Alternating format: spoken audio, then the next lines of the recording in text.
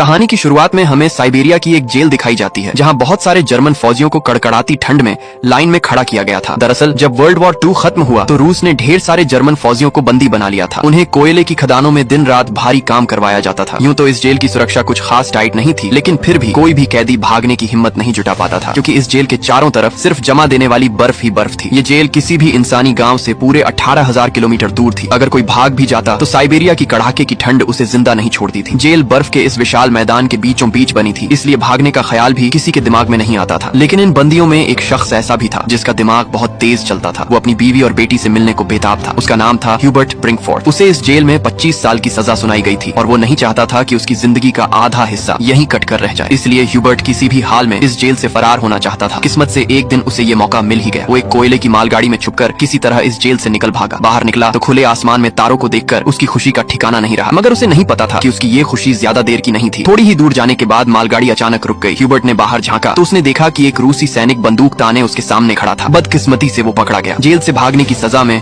उसे एक खुली जेल के सेल में ठूंस दिया गया। यहाँ ठंड इतनी थी कि रात की बारिश ने उसकी हालत और पतली कर दी। उस सेल में उसे कुछ घंटे नहीं बल्कि पूरे 2 दिन गुजारने पड़े। 2 दिन गुजर जाने के बाद सुबह जेल का वार्डन उसके पास आया और उसे बाहर निकाला, मगर कोई सजा नहीं दी। बस इतना कहा, तुम्हारे साथी तुम्हारा इंतजार कर रहे हैं। उसे थोड़ी सी राहत मिली और जब ह्यूबर्ट अपने साथियों के पास पहुंचा तो वो सब डंडे और लाठियां लिए उसका इंतजार कर रहे थे। वो सब ह्यूबर्ट से बहुत गुस्सा थे, क्योंकि उसके भागने की वजह से पिछले 2 दिनों से उन्हें भी खाना नहीं मिला था। अब ह्यूबर्ट को वार्डन की बात का मतलब समझ आया। तभी बाकी कैदियों ने उस पर हमला बोल दिया और लाठी डंडों से उसकी अच्छी खातिरदारी कर डाली। इस पिटाई में ह्यूबर्ट इतना घायल हो गया कि उसे जेल के अस्पताल में भर्ती करना पड़ा। जेल का डॉक्टर भी एक जर्मन कैदी था। जैसे ही ह्यूबर्ट को होश आया उसने डॉक्टर से कहा, मैं फिर से जेल से भागना चाहता हूँ और तुम्हारी मदद चाहिए। डॉक्टर उसकी हिम्मत देखकर हैरान रह गया कि इतना सब सहने के बाद भी ये बंदा नहीं रुका। एक जर्मन फौजी होने के नाते उसने ह्यूबर्ट को समझाया, इस जेल से जिंदा भागना मुमकिन नहीं है और अगर तुम यहाँ से भाग भी गए तो बाहर की कड़कती ठंड तुम्हें खत्म कर देगी। मगर सच ये भी है कि अगर तुम नहीं भागे तो भी तुम्हारा यहाँ मरना तय है। कोयले की खदानों में कार्बन इतना ज्यादा है कि वो हवा के साथ तुम्हारे शरीर में घुस चुका है और कैंसर जैसी खतरनाक बीमारियां तुम्हें हो सकती हैं। इसलिए डॉक्टर ने कहा, तुम्हें एक आखिरी बार भागने की कोशिश जरूर करनी चाहिए। फिर उसने अपने सारे गर्म कपड़े,